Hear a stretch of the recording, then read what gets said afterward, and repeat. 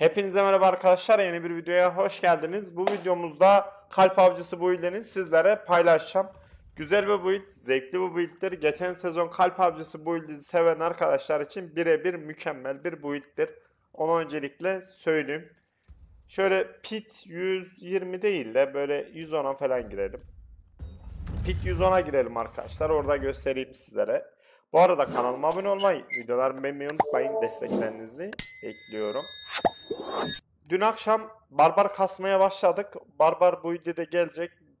Yani büyücü build'i de hazır zaten. Onu da 2-3 gün içerisinde büyücü build'ini de sizlere paylaşırım.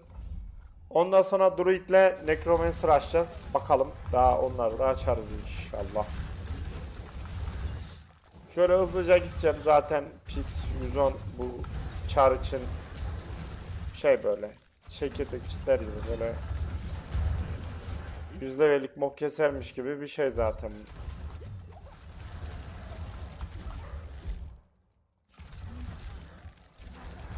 Şuradan mı gidiyor? Hadi buradan gideyim.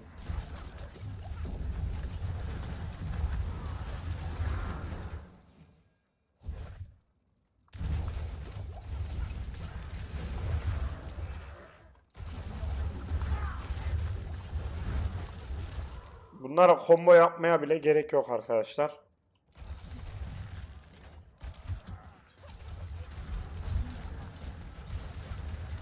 Oğlum az mob kestik gibi ya.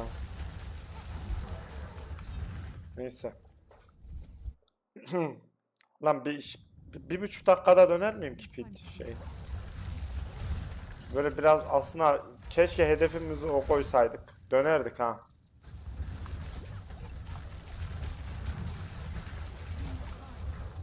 Böyle bir buçuk dakikada pit.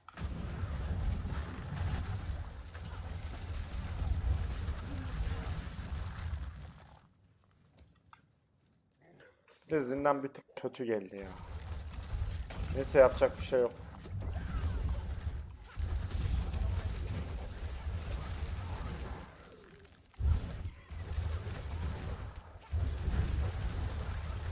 Bu arada bu build şey falan cehennem ordularını falan çok rahat güzel bir şekilde döner. Onu söyleyeyim sizlere. Sondaki bossların falan içinden geçersiniz. Hani boss katili gibi bir şey bu build. Onu söyleyeyim sizlere.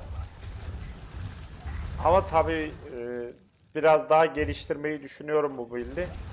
Ama şimdi ekstradan karakterler açtığımız için tamamen Rogue'a odaklanamıyorum. O yüzden item vesaire düşürme konusunda da düşüremediğim için, o yüzden biraz askıya alacağız Rogue'u. Bu build'le kalacak. Sonra şey yapacağız. Daha iyi hale. Ya build oynarız ya hızlı atış oynarız. Bakalım.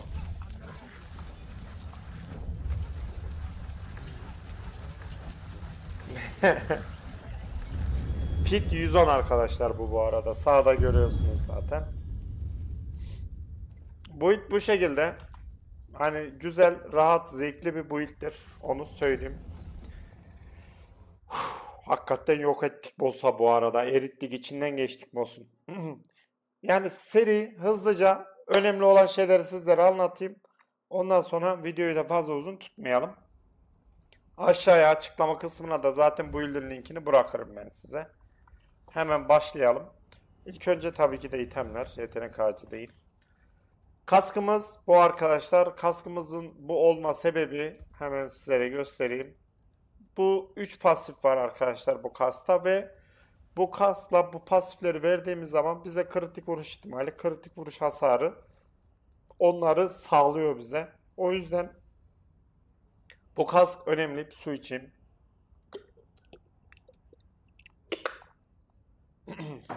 Tamam. Zırh zaten bu zırh kesinlikle olmalı çünkü Paragon'da dirence dair hiçbir şey yok. Tamamen direnci bu zırhtan alıyoruz. Bu zırh kesin olması lazım. Ve şu eldivende kesinlikle olması, eldiven diyorum özür dilerim. Şu yüzükte kesinlikle olması lazım. Çünkü şu silahta temel yetenek kullandığımız zaman %25 mana harcıyoruz ve bizim kullandığımız yetenek temel yetenek arkadaşlar. O yüzden bu yüzükte kesinlikle olması lazım. Bu 3 tem kesinlikle olması lazım. Bunu öncelikle söyleyeyim. Diğer eldivenimiz ise zaten temel yeteneklerin kademesini yükseltiyor ve hasarını yükseltiyor. Pantolonumuzda ise kalp avcısı aynı şekilde olması lazım. Burada bir ikinci şans artı 3 var arkadaşlar. O ikinci şans artı 3 hayatta kalmak için. Burada bize 100 enerji harcadığımız zaman bariyer sağlıyor arkadaşlar. 31k bariyer veriyor. O yüzden o ikinci şans pantolon da önemli. Hayatta kalabilmeniz için bu ikinci şansı da getirin. Sonra düşmanı dondur yapın bunu. Ben tavlama hakkı kalmadığı için dondur yapamadım. Siz bunu dondur yapın. Ben zaten olması gerektiği gibi siteye bırakacağım. Ayakkabımız ise işte zırh olması lazım arkadaşlar ayakkabıda. Çünkü zırh konusunda biraz sıkıntımız var. 9700. Şu mücevheratlardan da zırh alıyoruz. Bir de şu ayakkabıdan bir kere artı basarken zırh getirmeniz lazım. Zırh değeriniz düşük olmaması için. Onu söyleyeyim sizlere. Geri kalan zaten maharet, can. Yayımız ise maharet, maksimum can, kritik vuruş hasarı. Bu normalde maharet, maksimum can, savunması hasar olması lazım. Bu 3 yıldızlı düştüğü için ben bunu bozmak istemedim. O yüzden böyle kaldı yay ama siz savunması hasarı koyun. Dediğim gibi ben olduğu şekilde atacağım. Kalp avcısı 2 kez seker. Karanlık örtü gölge başına hasar. Bu ildin hasarı genel olarak karanlık örtü gölge başına hasar. Etrafımızda karanlık örtü çıkıyor ya arkadaşlar. 5 tane ise o 5 tanesinin başına hasar kazanıyoruz. Buradaki pantolondaki aspekt ise zaten kritik vuruş hasarı vurduğumuz zaman etrafımızda karanlık örtü oluşturuyor. Bu aspekt ise bir düşmana fallandığı zaman 20x arttırılmış hasar veriyoruz.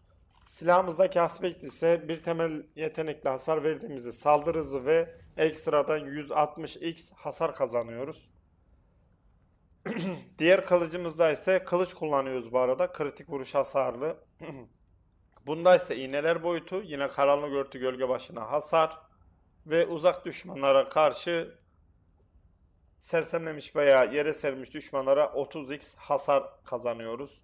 Zaten bu silah da tamamen temel yetenek silahı. Bunu da direkt takıyorsunuz.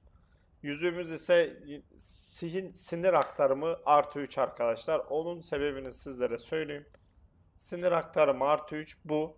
Burada ekstradan en fazla %80 ihtimalle 80 enerji kazanıyoruz. Şimdi biz sabit bu yeteneği kullandığımız için bizim mana sorunumuzu gidermek için böyle bir özellik kullanıyoruz. Ondan sonra burada yine karanlık örtü başında hasar olması lazım.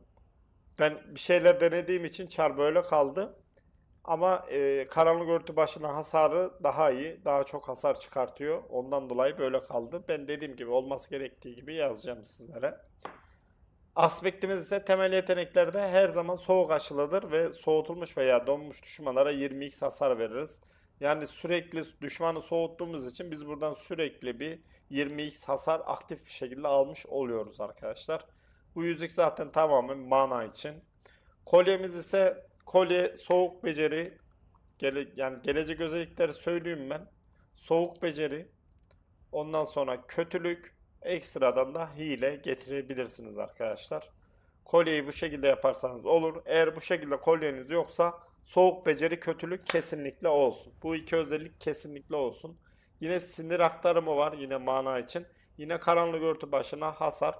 Burada da ise yine maksimum kaynağın altındayken temel yetenekler kullanım başına birincil kaynak kazandırır. Maksimum kaynağın %50 üstünde ise 120x hasar kazanıyoruz arkadaşlar. Yani itemler bu şekilde tamamen nasıl olması gerektiğini sizlere anlattım.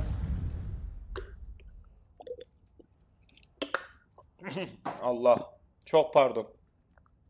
Şimdi burada biz mücevheratlarda ulti hasarı kullanıyoruz. Ulti hasarı kullanma sebebimiz, onu da açıklayayım unutmadan. Arkadaşlar burada ulti hasarı var. Ekstradan burada diyor ki ulti yetenekleri kullanmak ulti hasar bonusundan ilave 10x hasar kazandırır ve bu bonusu her kullanımda 10 saniyene tüm yeteneklere uygular diyor. Bak bak, tüm yetenekler. Yani bizim kullandığımız kalp avcısı yeteneğine direkt hasar olarak destek veriyor bu arkadaşlar. O yüzden ulti hasarınız ne kadar yüksek olursa vuracağınız diğer yeteneklerin hasarı da o kadar yüksek olur. O yüzden mücevheratlara da ulti hasarı koyduk. Diğer işte yüzük kolyelere de zırh koyuyorsunuz. Burada can koyun. Kask ya da ben maharet koydum. Hasar biraz daha artsın diye. Sizin canınızın duruma göre bu mücevheratı ya maharet ya da can koyabilirsiniz. Uzmanlığımız ise hazırlık. Ulti yeteneğin bekleme süresini 5 saniye azaltmak için 75 enerji harca diyor. Burada hem hasar azaltma kazanıyoruz hem de ultimizin bekleme süresini hemen düşürüyoruz arkadaşlar ve sürekli ulti kullanıyoruz. O yüzden uzmanlığı da bunu seçin.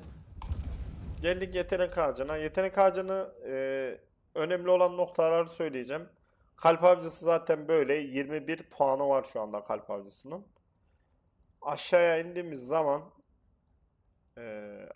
böyle çok önemli anlatacağım. Burasını şimdi çoğu yapan kişi diyecek hani diyecek soğuk aşılama niye aktif? İşte burada bu yetenek burada yok ama bu niye aktif diyen olacak arkadaşlar var ise onlara şöyle diyeyim. Soğuk aşılanmış yetenekler %40 ihtimalle düşmanı savunmasız hale getirir. Soğuk aşılanmış yetenekler kitle kontrol etkisindeki düşmanlara 20x hasar verir. Donmuş düşmanlara 40x hasar veriyor. Yani bizim şuradaki aspektimiz temel yetenek sürekli soğuk aşılama vuruyordu. Ve sürekli soğuk aşılama vurduğumuz için de buradaki pasifleri de alıyoruz arkadaşlar. Özellikleri de alıyoruz. O yüzden burası da açık. Onu söyleyeyim sizlere. Ondan sonra ekstra söyleyeceğim bir şey yok. Yetenek ağacı da zaten direkt yapın. Geçin yani. Ekstra bir şey yok. Zaten size komboyu falan anlattığımda daha iyi anlarsınız. Geldik mükemmelliyet ağacına. Burada da dediğim gibi burada ulti yeteneğine veriyoruz. Ondan sonra ulti hasarına veriyoruz. Burada glif olarak kitle kontrol etkisindeki düşmanlara hasar. Yine full hasar gidiyoruz. Üst sayfada ulti yetenek hasarımız. Yine ulti hasarı gidiyoruz burada. Burada da yine ulti hasarımız var. Burada savunmasız düşmanlara hasar. Burada ise işin püf noktası. Arkadaşlar burada cani yetenek kullandığınızda 25x hasar alıyor. Nişancı yeteneği kullandığınızda 25x hasar alıyor. 8 saniye sürüyor hepsi. Burada sürekli hasarımızı aktif bir şekilde arttırıyoruz bu pasifle beraber. Kullandığımız glif fiziksel hasar. Üst sayfada ise garip ödül avı. İşte aşılama yetenek. Sürekli aşılama yeteneği kullanıyoruz ya. Onun 20x arttırılmış hasar veriyoruz. O asmek sayesinde. Burada yine kitle kontrol etkisindeki düşmanlara hasar. Yine fiziksel olmayan hasar. Çünkü bizim kullandığımız temel yetenek sürekli soğuk vurduğu için fiziksel olmayan hasarı da desteklememiz gerekiyordu. Burada yine kitle kontrol etkisine hasar. Burayı bu arada verin. Şu en sondaki pasif kitle kontrol hasarından artış sağlıyor arkadaşlar. O yüzden oradaki kitle kontrol hasarını kesinlikle verin. Belki aranızda değiştiren arkadaşlar falan olur. Eğer bunu alırsanız hasarınız düşer. Onu söyleyeyim sizlere.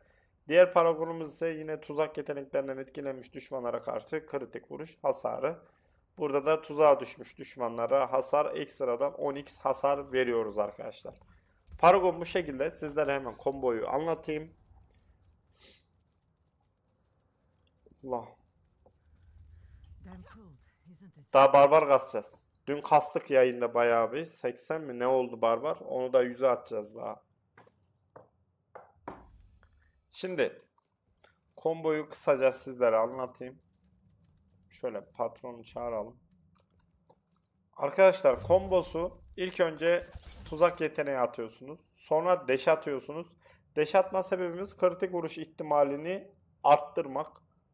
O yüzden deş atıyorsunuz. Ondan sonra sis bombası atıyorsunuz. Sis bombasından etkilenen düşmanlara 25x hasar veriyoruz. Ondan sonra ulti yeteneğinizi basıyorsunuz arkadaşlar. Hemen göstereyim. Tuzak yeteneği attım. Deş attım. Sis bombası attım. Ultiye basıyorum. Ve mükemmel hasarlar çıkarıyorsunuz. Hemen şöyle attım. Ultiye bastım. Gördüğünüz gibi 300.000 artık o tarz hasarlar çıkartıyoruz ve çok seri bir şekilde güzel damage'imiz var arkadaşlar. Bu arada bu mana bitmiyor. Bitmeme sebebi düşmanınız varken mana bitmez arkadaşlar. Bir mob olduktan sonra mananız asla bitmez. Ama mob yoksa mana biter arkadaşlar. Bak gördüğünüz gibi mana bitiyor direkt ama dolum hızını da görüyorsunuz zaten. Bu şekilde gerçekten güzel, zevkli bu büyükte arkadaşlar. Zaten Pit 110'u boss'unu falan tek düşüşte yok ettik, gördünüz. Yani kalp avcısı bu illerini seviyorsanız yapmanızı tavsiye ederim. Kanalıma abone olmayı, videolarımı beğenmeyi unutmayın. Desteklerinizi bekliyorum. Ekstra anlatmadığım bir şey yok. Hepsini anlattım. Mücevheratları anlattım. Kaskın niye kask kullandığımız, zırhı niye kullandığımızı anlattım. Yüzüğü de anlattım. Bunu da gösterdim. Tamam. Pasifi de gösterdik. Tamam. Her şeyi anlattım arkadaşlar. Kendinize iyi bakın. Kanalıma abone olmayı unutmayın. Görüşürüz. Hoşça kalın.